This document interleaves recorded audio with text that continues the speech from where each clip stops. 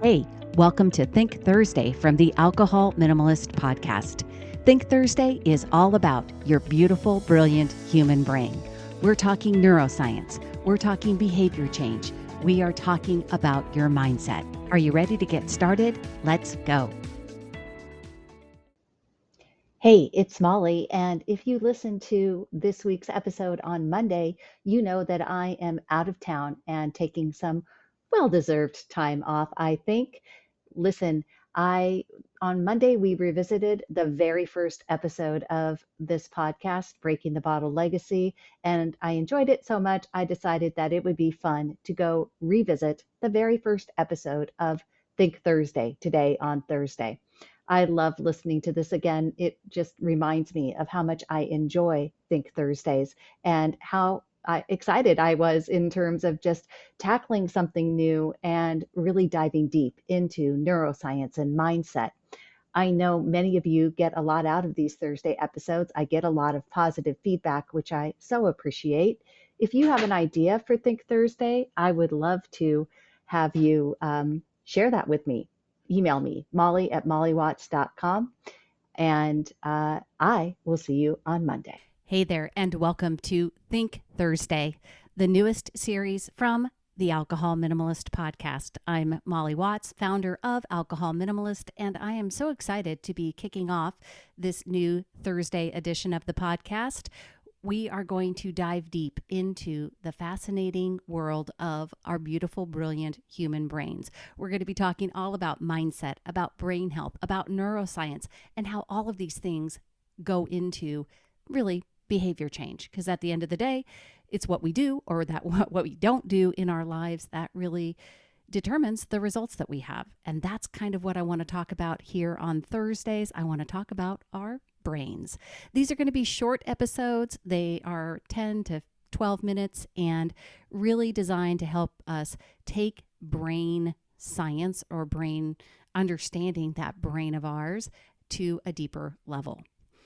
You know, here at Alcohol Minimalist, we believe in building a peaceful relationship with alcohol, one that is truly rooted in understanding, not just in focusing on restricting or cutting off or eliminating alcohol. While ultimately that may be a decision we make in terms of how much we are including alcohol in our lives, really we want to create and become better thinkers, create and have better relationships with ourselves. And one of the most powerful ways to create understanding is by looking at how our brains work. When we understand how our brains work, it's really, it just what's at stake. If we don't understand how they work, it really does help. At least it helps me, and I hope it helps you to take more positive action. In today's episode, we are going to be focusing on one of the most exciting discoveries in neuroscience that I think it's just amazing. It's how your mindset can actually create physical changes in your brain. That's right. Your thoughts, your beliefs, and your attitudes don't just exist in your mind. They shape the very structure of your brain.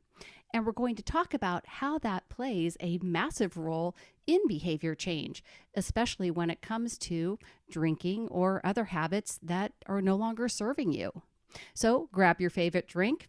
If you've got an alcoholic drink on your plan, you can make it that way, or a non-alcoholic drink would be a great choice. And let's get into this. So let's start with the big idea that's been a game changer in the world of neuroscience, and it's a kind of a buzzword. You have definitely heard me talk about it on the podcast, and that's neuroplasticity.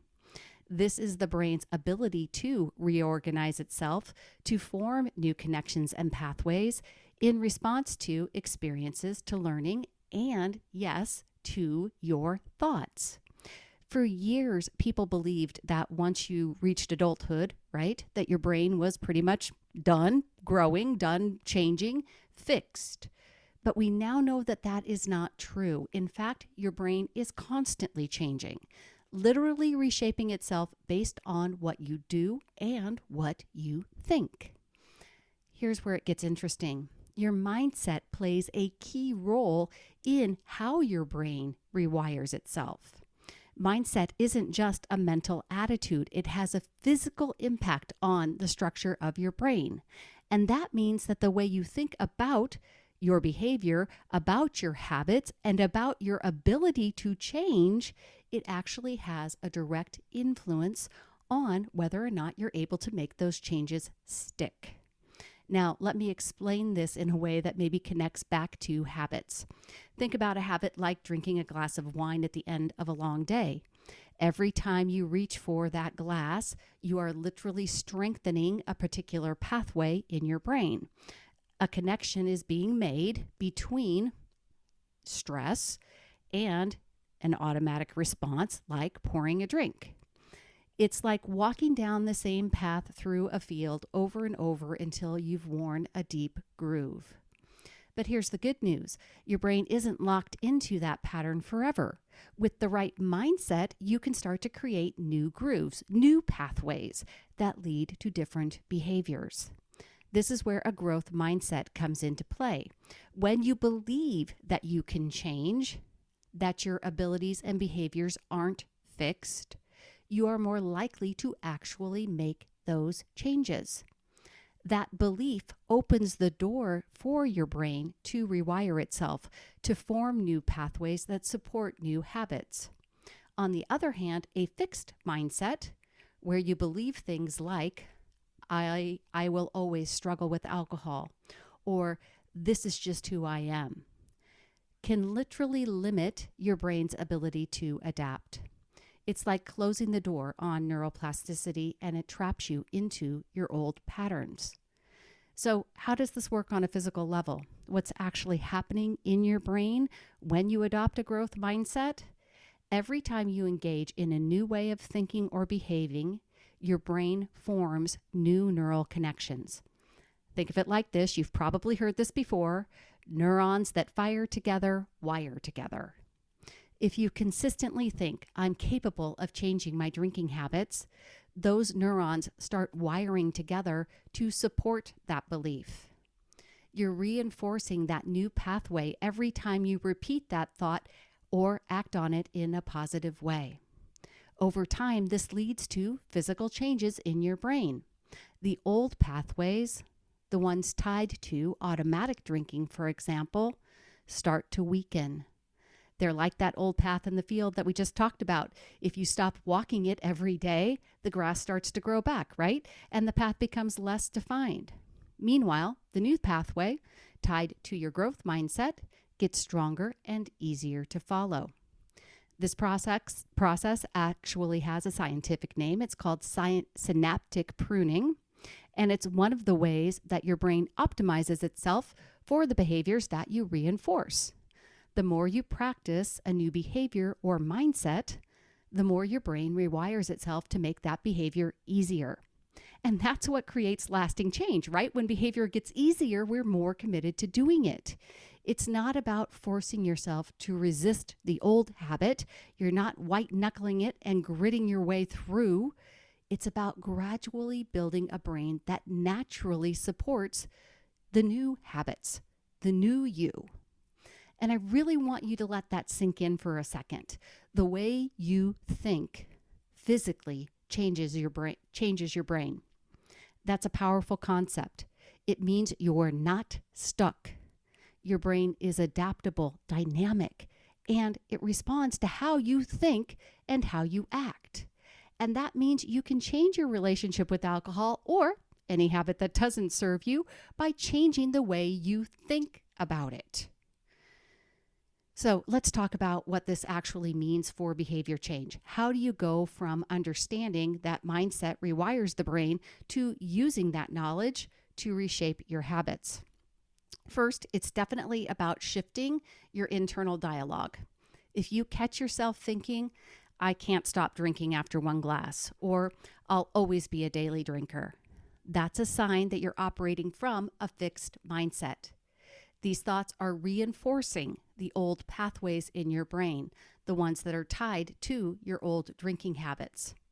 Instead, start practicing thoughts like, I'm learning to drink in a way that works for me, or I can change how I respond to stress without alcohol.